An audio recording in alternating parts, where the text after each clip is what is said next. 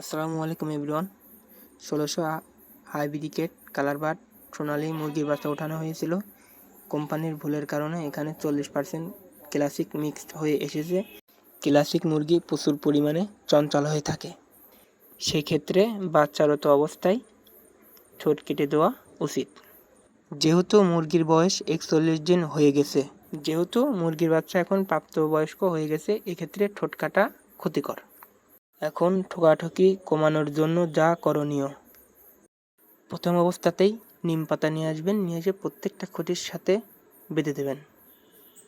নিম পাতা অনেক তিতা হয়, তিতা হওয়ার কারণে মুরগি যখন ঠোকায় খাবে, খাওয়ার কারণে মুরগির মুখ অনেকটা তিতা হয়ে থাকবে।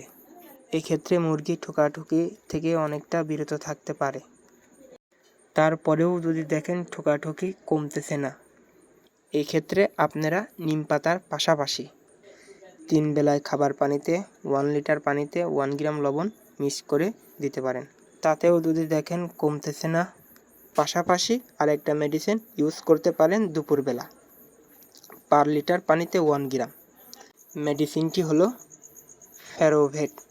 খামার রিলেটেড ভিডিও পেতে এই পেজটি ফলো দিয়ে রাখুন। আসসালামু আলাইকুম।